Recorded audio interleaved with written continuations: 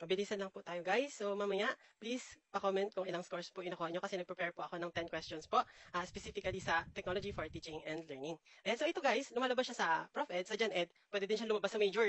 Pwede din to guys lumabas sa major pero specific lang siya sa major. Sa major nyo po. Ayan po. So ayan, punta na tayo sa question number 1.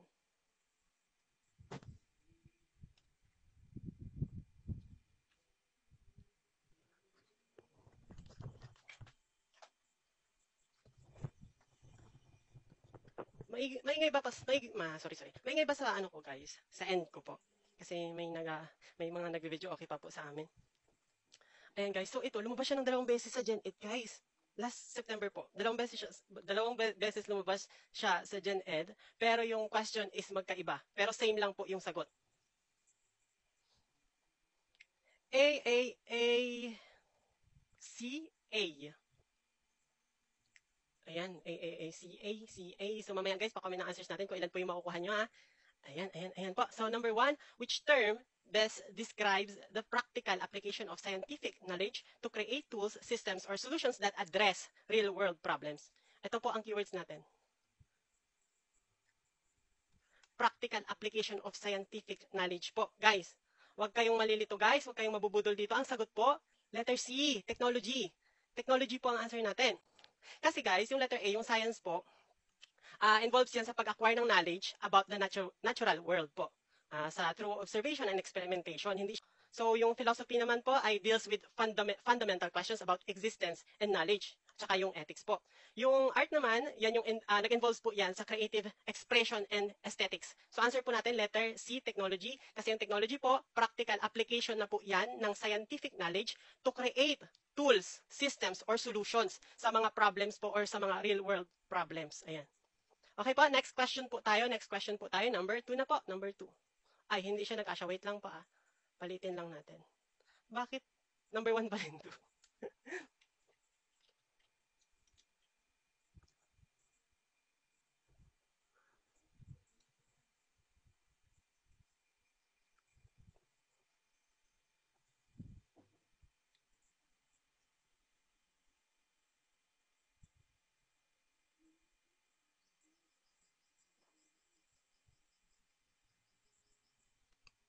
Pakiin ng answers po natin. Pa-comment po dyan para may active participation po tayo. May active learning. Ayan. Letter D, A, D. A, C. Ayan. A, C, B. Ayaw nyo guys, letter B.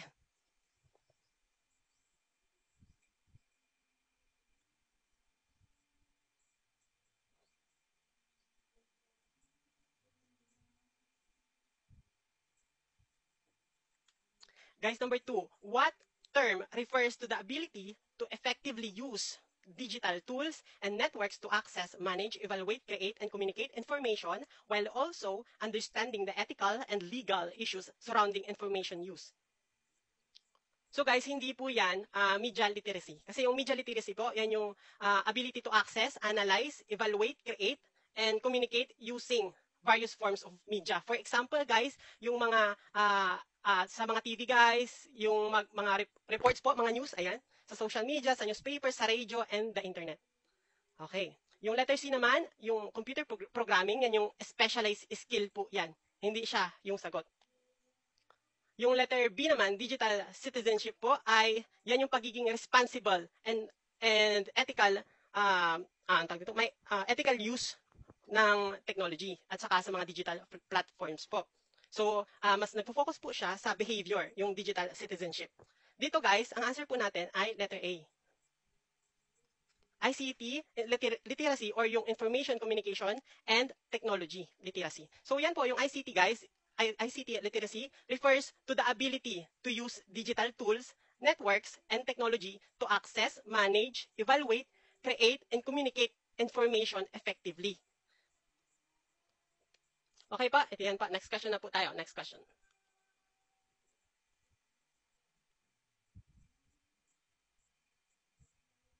Bakit? Wait lang. Number 3 na tayo guys ha.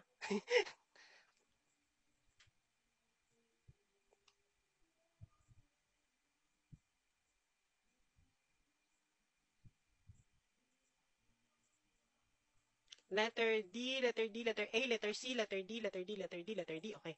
Letter C.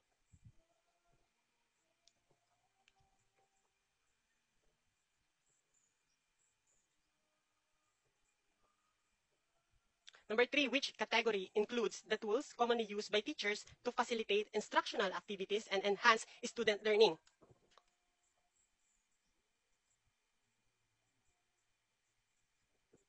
Ayan po.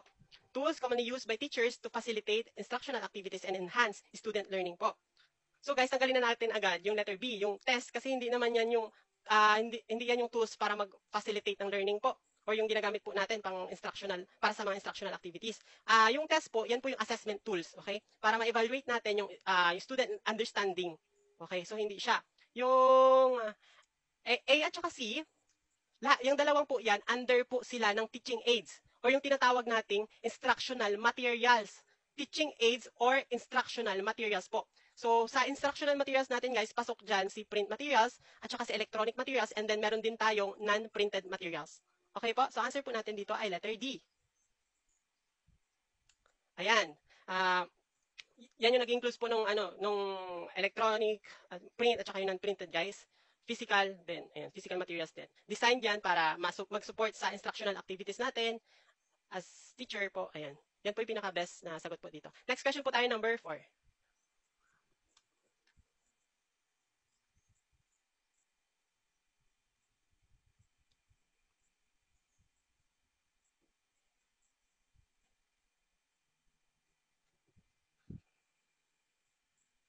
So ito guys, medyo nakakalito to. Ay, actually nakakalito talaga to pag hindi mo talaga siya kabisado.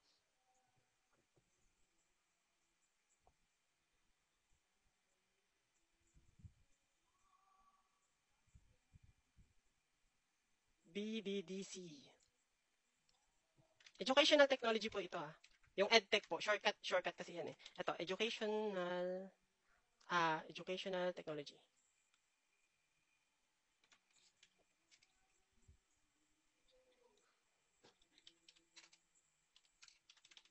Ang daming nagpalit ng answer. Bakit ang daming nagpalit ng answer? So hindi nila alam yung shortcut ng EdTech guys. Ay hindi nila alam yung EdTech. Mas familiar sila sa educational technology. So ito guys, what term refers to the integration and application of technology to enhance teaching and learning process?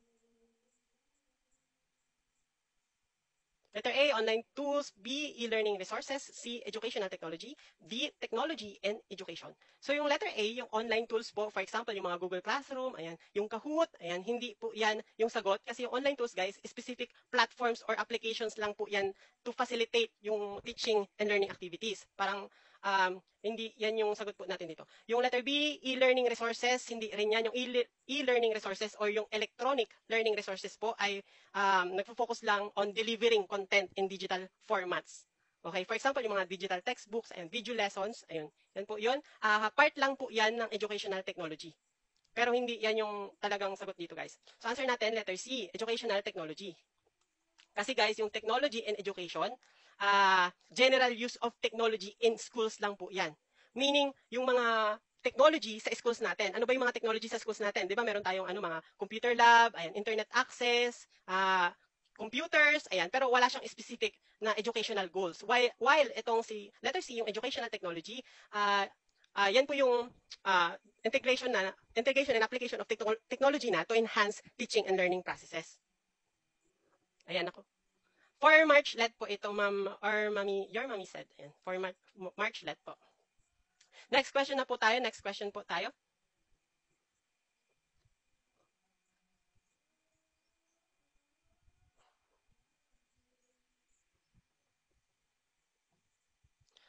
Sir Max, Emmanuel, actually pa iba-iba. Minsan umaga, minsan hapon, minsan gabi. Depende po talaga sa free time ko po.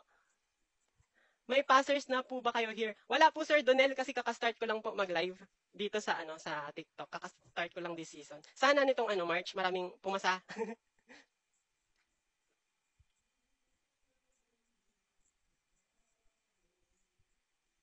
Letter C yan. Pa-comment po ng answers natin. Pa-comment po.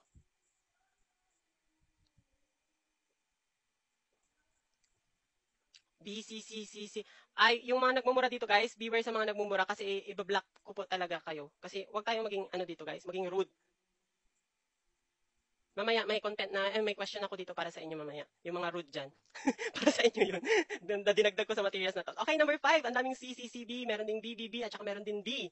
Okay po, number 5, what term refers to an electronic communications network that connects computer networks and organizational computer facilities worldwide? So, kinoconnect niya guys, globally. Okay? So, hindi talaga sila aware sa term na to guys. So, pwedeng lumabas itong term na to. Si internet guys. Anong other term ni internet guys? Anong other term ng internet? Okay po, letter A, Information Superhighway. B, Local Area Network or LAN. C, World Wide Web. D, Intranet. Guys, ang other term po ni internet ay Information Superhighway. Okay? Yung letter B, yung LAN, yung Local Area Network po, hindi yan yung sagot. Kasi yung LAN connects computers within a localized area lang po siya. For example, sa mga school lang, yung kinoconnect niya sa schools nyo lang or sa building lang, sa isang building lang, ang tawag doon, local area network. Pero kapag letter C naman, World Wide Web, yung www. Yung mga websites and online content, hindi rin yan yung answers kasi yung World Wide Web po is a system of interlinked hypertext documents accessed via the internet. Okay? Hindi po yan yung sagot. Yung letter D naman, yung intranet, hindi rin siya yung sagot kasi yung intranet kasi private network po yan. Meaning, yung, kunyari, yung sa isang organization lang, yung maka-share ng information securely. Hindi siya global system. Ito ang tinutukoy kasi natin dito, global. And worldwide po siya. Ayan, information superhighway or internet. Okay, next question po tayo, number 6. So, ang daming hindi alam ng information superhighway.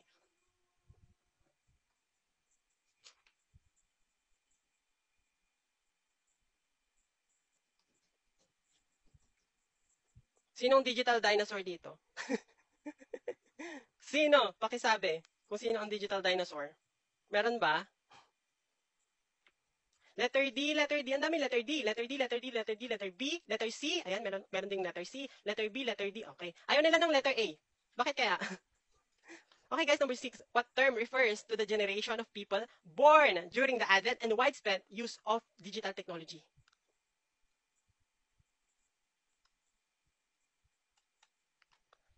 Guys, anong tawag doon sa generation na yon?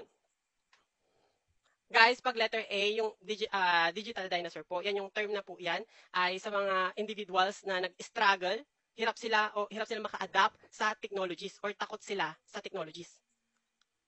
Yung letter B naman, yung digital natives, yan po yung answer. Ano ba yan? Yan po yung answer natin. Nabanggit ko na kasi. Digital natives po ang tamang sagot. Kasi yung digital natives, yan yung mga people na born, pinanganak, or at saka lumaki in a digital world po. Where yung technology like computers and internet, smartphones are common na. Okay? Yung digital people, distractor lang po yan. Walang term na digital people. Okay? Distractor lang po yan. Yung digital netizens, guys, wala naman din digital netizens. Ang meron lang is netizens po. Netizens, di ba ang tawag sa netizens, guys, yan yung mga individual like sa ating lahat. Yung mga individual, yung mga tao na actively nakikipag-engage sa internet at saka sa mga online communities. So lahat tayo dito ay netizens, di ba? Yung mga sa vlog ni Alex Gonzaga, di ba? Netizens tawag niya. Kasi guys, yan po yung tawag sa mga tao na gumagamit ng internet. Ayan po. So answer po natin ay digital natives. Yung digital, okay. Okay, next question na po tayo. Huwag po tayo maging digital dinosaur, okay? Kasi malaking advantage din yung alam natin gumamit ng guys, ng internet. Yung lalo na pag nagre-review guys, 'di ba? Yung mga research skills natin, magamit talaga natin 'yan lalo na pag hindi natin may mga concept tayong nabasa or na encounter tapos hindi natin alam, i-search lang natin 'yan sa internet, makuha agad natin. So meron yung nag-chat sa akin guys, TOS daw, i-send ko sa kanya yung TOS ng LET. Okay, guys, pag sinearch niyo yung TOS diyan sa Google, lalabas agad yan. Nasa unang link agad, naka-PDF, makita nyo agad yung TOS ninyo, guys. So, bakit pa kayo magpa-send sa iba, guys? Kasi kaya nyo naman. Okay? I-search nyo lang yan sa internet. Kaya wag tayo maging digital dinosaur. Okay? Maging tayo? Digital natives. Okay. Next question na po tayo, number 7. Dami kong dakdak, guys. Sorry. Daming dada. Pa-boses ng teacher ng sentence. Ma'am Nelani, ayan, hindi po ako yung teacher kasi kakapasa ko lang po ng LET. Hindi po ito civil service po, for LET po ito, for LET. AAACCCC, AAACCCICCCAA.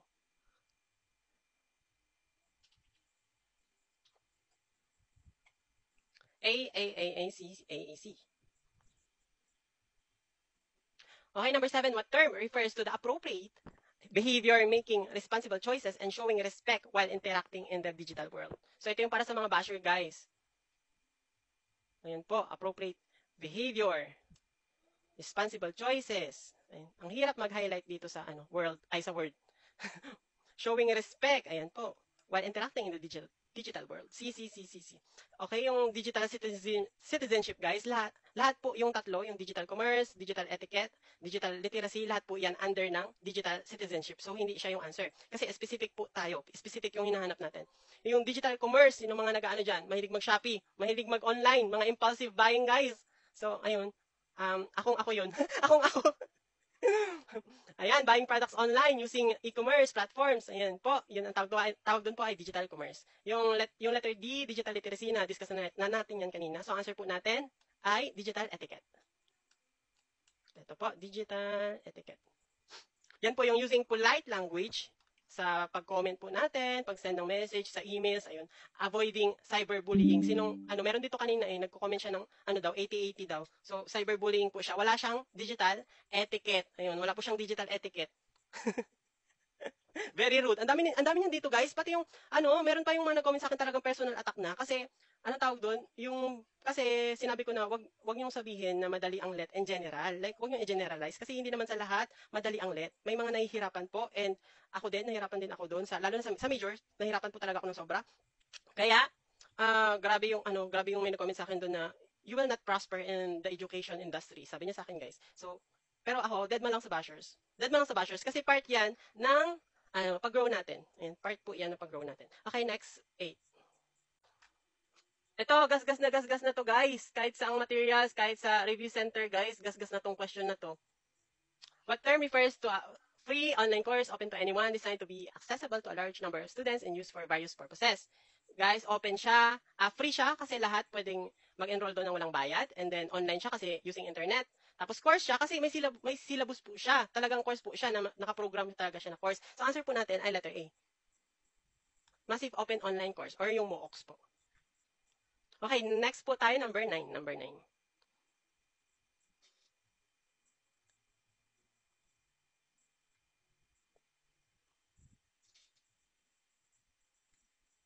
True po, sa bawat take ng let, we learn the lesson of our dreams. And hindi porket na nag-fail ka ng isang beses, hindi ka na matalino or hindi ka na magaling. Kasi guys, may kakilala talaga ako noon na magaling siya, guys, pero nag-fail siya kasi grabe yung grabe yung trabaho niya sa work niya, and ayun, sobrang stress po siya, ang dami niyang problema sa buhay. Ayun. Kaya siguro nagiging part 'yon kaya siya nag-fail sa let. So hindi naman porket nag-fail sa let hindi na magaling, no. Number 9, what term describes a type of learning where students learn at the same time, typically in real-time interactions? Real time, guys, real time. Ibig sabihin live. Live po siya. Hindi siya recorded, hindi siya Answer po natin letter B, synchronous. Ayan po. Yung asynchronous, yan yung hindi siya real time. Recorded lang, ganun, guys. Tapos yung synchronous, yan yung real time talaga, live talaga siya, katulad nung ginagawa natin ngayon na naka-live po talaga ako. Tapos yung blended naman, mix of in-person at saka online learning. So, pwede siyang online, pwede siyang face-to-face learning experiences. Tapos yung modular, syempre, module lang po yan, hindi po siya real time interactions. Bakit? Sabay-sabay ba kayo magsagot ng modules nyo, guys, pag sa bahay? Hindi naman yung sabay-sabay, di ba? So, ang answer natin, letter B. Okay, next po. 10 questions lang po ito. So, yung mga simula nung nag-start kaninang number 1, so pa-comment ng score po natin mamaya. Pagkatapos itong question, pa-comment po na answer natin kung ilan yung nakuha nyo.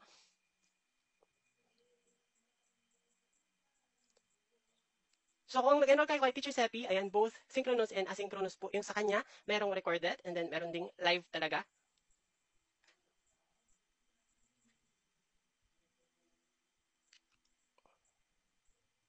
Wow, congrats po. Wala pa akong mali. Ayan. So, basic lang ito, guys. Sa Gen Ed po ito. Guys, what term, pwede din ito lumabas sa Prof Ed. What term describes a multi-board series that can be easily folded up and carried for convenience? Ang dali lang, guys. Syempre, yung letter B, whiteboard, hindi mo naman yung ma-fold tapos i-carry mo, guys. Tapos yung letter C, blackboard, syempre, hindi rin. Flip chart, hindi rin, guys, kasi yung flip chart, yan yung large paper pad na may stand. Ayan, tapos, i-flip mo para makita yung new pages. So, answer po natin zigzag board. Yan lang po yung questions po natin for today. And pa-comment po na answers natin. Ayan, 9/10. Ayan. 9/10.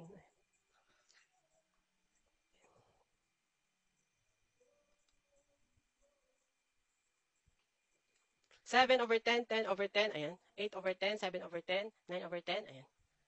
Madali na lang to sa inyo, guys. Ayan, maraming salamat po for spending your time with me. Yung iba late, kaya ayun. Ayan, maraming salamat. So, next na naman po tayo. Next session na naman po tayo magkikita. Maraming salamat po. Ayan. Bye-bye. Papalo na lang po sa akin if gusto niyo po mag-join po ulit sa ating free live po. Hindi ko pa po sure, Ma'am Michelle. Try ko na lang po. Ayan. Till next time. Ayan. Merry Christmas again.